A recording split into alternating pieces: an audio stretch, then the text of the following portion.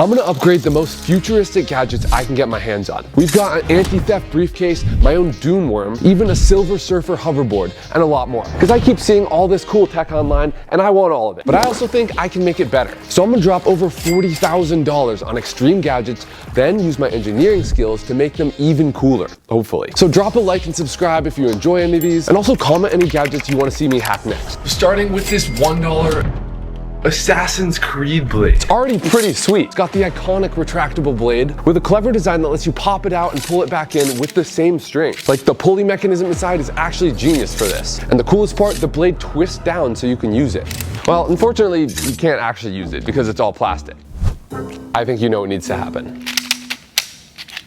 Now luckily, engineering lets you bring your ideas to life. Remember that, kids. That wild invention you're thinking of, you can actually make it and bring it to real life. Like, all you gotta do is just start with a cheap 3D printer, whatever tools you have around the house, and just go nuts. Like, this is actually 3D printed. So my idea is actually pretty simple. All we gotta do is replace this boring plastic knife with a shiny rainbow metal one.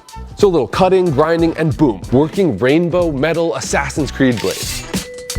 I also dulled the back edge of the blade, so now I can grab on and not slice my hand open. But the front part is still plenty sharp to slice stuff. Like, this thing is actually so fun to play with. At first, I kind of sucked at it and was kind of hurting myself, honestly. But about 10 minutes of playing with it, and I started to get some sweet combinations. Kind of like a weird butterfly knife with some spinning tricks you can do. So yeah, if you're like a soft piece of fruit or maybe a pepper of some sort, you better watch out, because I'm gonna get you. And I'd love to add this to our toy company product line so y'all can actually get it. But for now though, we got web shooters that also retract automatically, and this new all-stick tip that sticks to anything you shoot. It's super strong, and you can actually use it to pick anything up. Like before, it was just a magnet, but now you can grab whatever you want. It's super fun, so go check it out if you want to be Spider-Man. But you never want to bring a knife to a gunfight. So let's step it up to this $100 Gatling water gun. It already looks insane. It's fully electric, it's got double barrels, and even has an LED muzzle flash. Like, do not mess with me in a water gun fight. It will not end well for you. But of course, my mad science brain kicked in. Like, what if we use this to shoot acid and burn some stuff?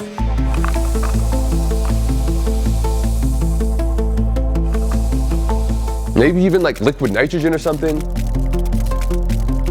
But then I got the idea to try and shoot this. It's a special type of metal with a super low melting point. It's called gallium, and it's one of the few metals like this that's relatively safe to hold and also very fun to play with. So if we melt it down and put it in the water gun, I wonder if we could make some liquid metal bullets. Say hello to my little friend! Say hello, my little friend! Well, I can't see how it aims, dude. I'll start low. Grab me, aim at your face or... That's locked in.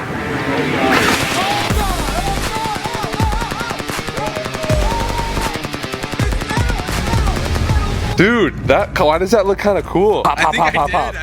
Did you eat a little gallium? Oh yeah, there's a little bit. Oh yeah, there's some on your lip. Headshot, and you survived that. I can now say I've been shot with real metal bullets. You really just got lit up. That was like $500 I just shot you with. No, it was not. Yeah, that was really dumb. You didn't get my little toesies though, did you? That's weird. That's weird. Why? Don't look at it. All right. But to keep your things safe from stuff like this, you can use this $500 anti-theft briefcase. Now, I'm not gonna lie to you guys, this is super boring. The anti-theft it has is just 2 locks instead of 1.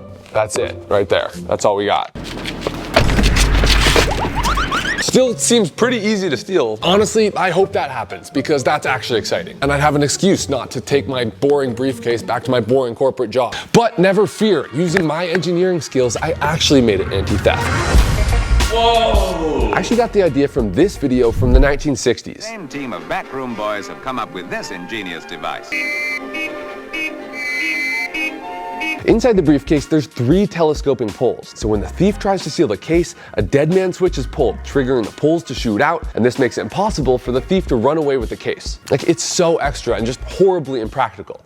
I love it. So I built it into my case using these 3 poles from this tree trimming tool, along with a tank filled with compressed gas. New, bigger bottle. On my first try, it looked all right, but it wasn't like popping out like I wanted. Actually, this is so dumb. Like, why am I literally not using the freaking thing that the camera's standing on? That's exactly what we need. Like, we don't gotta reinvent the wheel. Just use a freaking tripod. So I just had another epiphany since my last epiphany. Why don't we use this?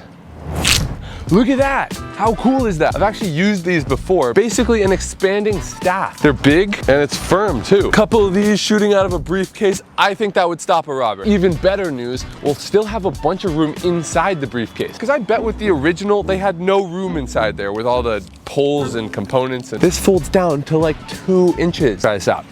Oh, hello sir. I don't think he liked my magic. He was not amused. Whoa! But can it actually stop a robber?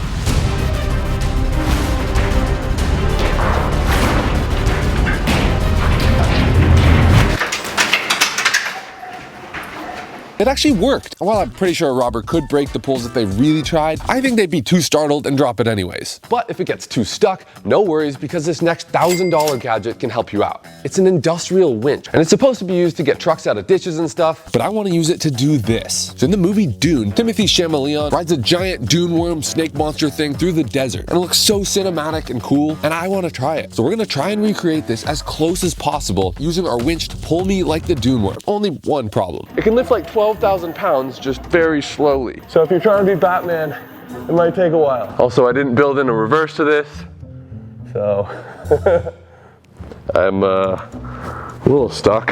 Now what? I guess I'll just stay here for a while. But I think with the right modifications, we can trade some of that torque for speed. So a few gear multipliers later, and now we're cooking. Finally, everything's set, and it's time to ride. This is crazy. Like, look where we are. This is insane.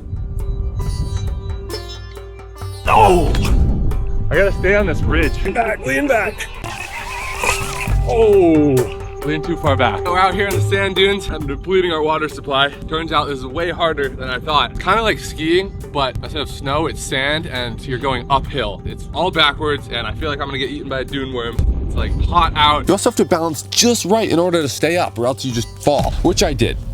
Again, and again, and again.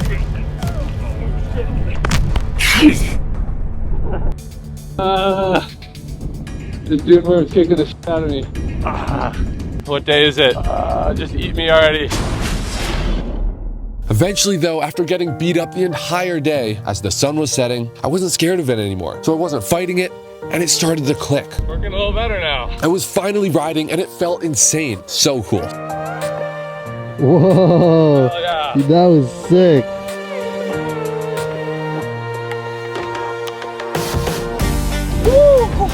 I'm back! That felt so cool. Oh my God.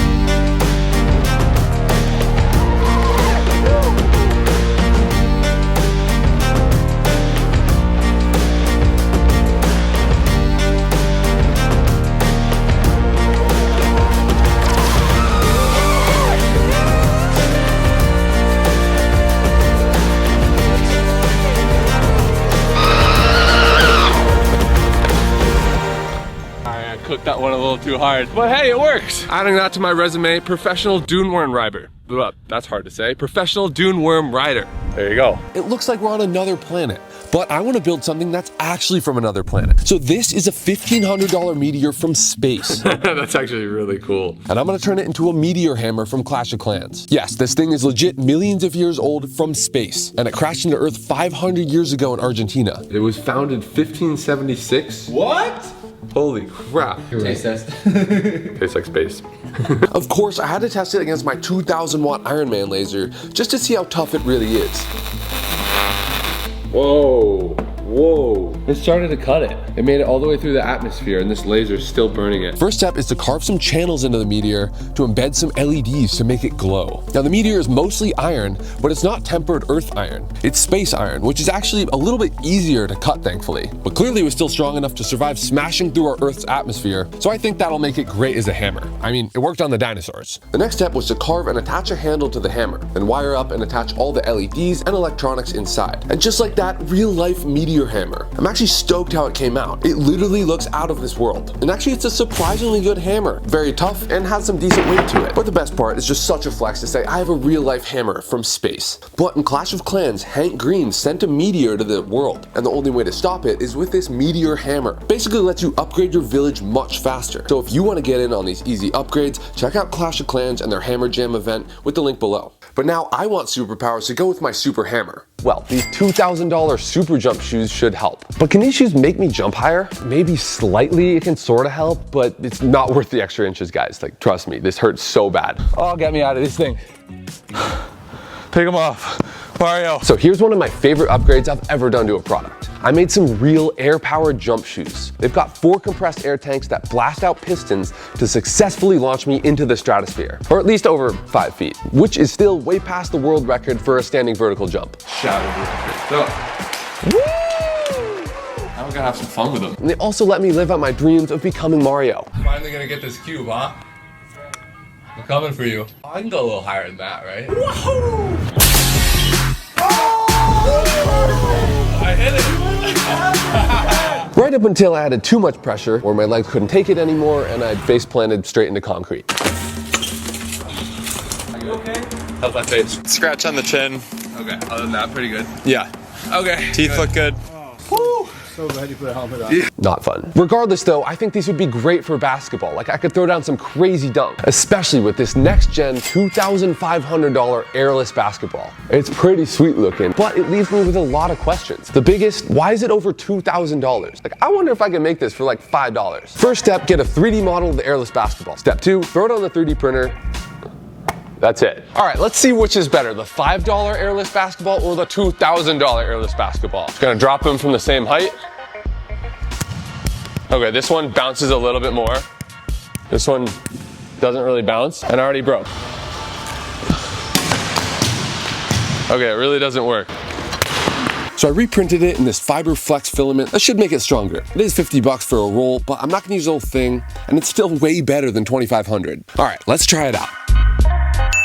Okay, this one's actually working. Maybe it doesn't work as well, but for 500 times less money, I'd say it works well enough. So if you're curious, and again, if you've got a 3D printer, files are in the description, knock yourself out. But this next gadget might just be the most fun of all. It's a literal underwater jetpack. Only problem, it's $30,000, which is a little overpriced in my opinion. But instead of yapping and complaining, I'm gonna put my money where my mouth is and try and build one even better and faster for way less money. Now I've used these sea scooters before and they're insanely fun. It's got an electric jet fan inside that pulls you through the water. And it's like your own mini jet ski. And it kind of feels like you're swimming with a dolphin that's pulling you. Again, I think a jetpack with these would be way cooler. The real jetpack says it goes 6 miles an hour. And this scooter also says it goes 6 miles an hour, but for 1/10 the price. We're already so up. But we're not stopping there, all right? Let's double it and get 2 underwater scooters for twice the power to go faster than the jetpack.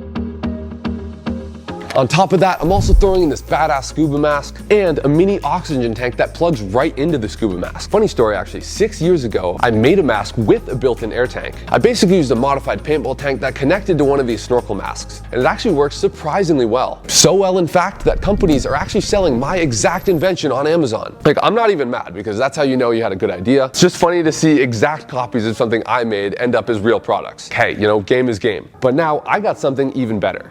Let's see how cold it is. Not warm, but that's okay. You know what? That's a hero. Here, get a load of this jetpack that we have on. You don't even need a jetpack to be a hero in my eyes. Sorry.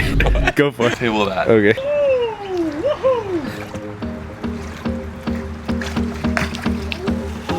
Whoa. Wow. Woo! That was so sick. That works so well. Really, really well. To the kelp forest. Okay, we are gonna test this out for real. I've got the jetpack on. I'm basically gonna try and turn into Aquaman. This is an oxygen mask, yeah. Wish me luck. Hopefully I don't pass out and drown and die. That would be bad.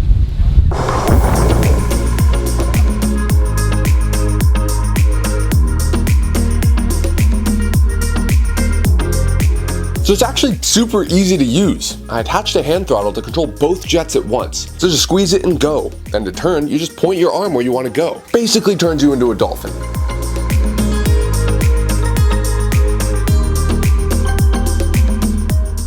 Like it actually feels like you're flying underwater, and clocking in at about 10 miles an hour, it's faster than the $30,000 jetpack, which is a huge win. Only issue, it did shut off a couple times underwater.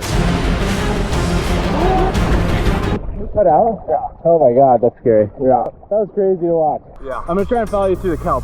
Yeah, kelp's sick. Oh, I love these shots. I know, dude, it's sick. God! It's like we're in my fish tank. But overall, still super fun. You know, we'll call it 9 out of 10. We are really pushing the budget now to this $7,000 diamond Minecraft sword. Actually, it's like 20 bucks, but not for long, because I'm gonna make this Minecraft sword out of real diamonds. This will be the hardest sword ever in existence. Like, this has never been done before. Probably for a good reason, but I wanna find out how good a real diamond sword actually is. The first major problem is we need massive diamonds, and the biggest diamond in the world is only 2 inches and costs $2 billion. Yeah, not looking great. Luckily, I found this material, which is the second hardest in the world, right after diamonds. It's called sapphire, and while it's still super expensive, you can actually get bigger pieces of it. So I got this $7,000 sapphire plate to carve the sword out of. Then I'm gonna cover it with real diamonds to get the best of both worlds. I carved the handle from a stick and slowly carved the sapphire blade into shape. And this was a super difficult process, because how are you supposed to cut the second hardest material in the world? Well, with more diamonds. Like, these diamond blades are literally the only thing strong enough to make a scratch in the sapphire, and even they don't last long. So I went through hundreds of them. On top of it all, I was terrified to mess up and break our $7,000 sapphire crystal. Horrible, horrible news. Going so well, and I snapped it right in half. This, I'm so tempted just to smash this on the ground right now. 6 grand, gone. I need to break something. That's not the sword. So like cut my hand, like bleeding too. What am I doing? How do I fix this? You can't really just glue it. Never thought I'd be this upset over a Minecraft sword. I don't know. I'm really tempted just to throw this camera too. I'm gonna put it down before I do that. This was rough, but I ended up carving it to fit kind of like a puzzle piece and fused some more sapphire on top. Not ideal, but it's the best we got. And the last step was to add another $7,000 worth of diamonds. This puts us way over the budget for this project, but it's all worth it, right? Because now I have the only real diamond Minecraft sword. It'll slice right through every other sword in existence, because how could anything break a diamond sword, right? About that. Turns out this $14,000 sword is one of the worst ever made. There is a reason why they don't use diamonds or any other hard materials for swords. The harder the material is, the more brittle it becomes. So while it's true, this sword will never scratch from any other sword. One big hit and it'll shatter into a million pieces. But hey, at least it looks cool, right? But this next $10,000 gadget might actually be worth the money. In an attempt to completely destroy our budget for this project and go with a bang, I got this electric hydrofoil surfboard to turn myself into the Silver Surfer. This board lets you basically float on top of the water because it's got a literal wing on the bottom. It works just like an airplane wing, giving you more lift the faster you move through the water. So obviously I had to add the chrome wrap, some lights, and a silver suit. Silver Surfer. About to depart. Yeah. And now I'm gonna try and dock start this. The cool thing too is you can hide the wings with a mirror or this lenticular lens that scatters light around the mast so it looks like you're really floating on the water. You just gotta do it sometimes. Sometimes you just have to do it. You have to focus. This board is actually kind of slippery. Wow. All right, seems to be working though. Everything seems to be, everybody's having a good time. Give it a little bit more. All right, and we're up. Now we're cruising above the water on the smoothest ride I've ever felt.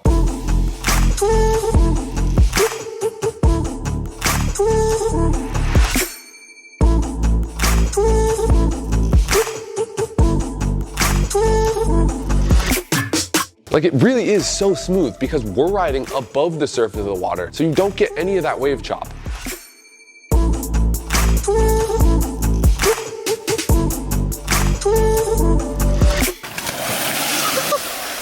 Board down. Board down. Is that what you wanted? Silver Surfer down. So comment your favorite gadget, also anything else you want me to make, and I'll see you guys in the next one.